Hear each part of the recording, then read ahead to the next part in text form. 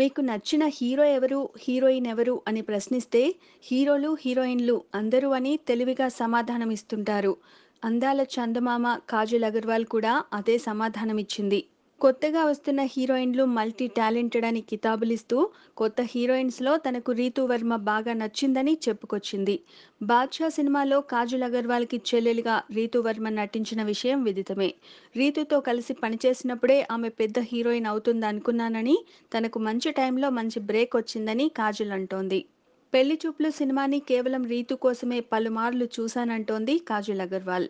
విజయ్ దేవరకొండ, రీతూ వర్మ జంటగా నటించిన పెళ్లి చూపులు సినిమా కమర్షియల్‌గా మంచి విజయాన్ని అందుకోవడంతో పాటుగా విమర్శకుల ప్రశంసల్ని అందుకుంది. జాతీయ స్థాయిలోనూ పెళ్లి చూపులు సినిమా ప్రత్యేక గుర్తింపు దక్కించుకుంది.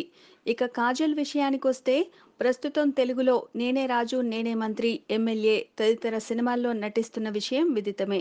నంబర్ 1 పొజిషన్ గురించి ఆలోచించకుండా కెరీర్‌లో వచ్చిన అవకాశాల్ని సద్వినియోగం చేసుకోవడమే తన సక్సెస్ సీక్రెట్ అంటున్న కాజల్, ఆ ఒత్తిడిని ఫీల్ అవ్వకపోవడమే తన గ్లామర్ సీక్రెట్ అని చెప్పింది.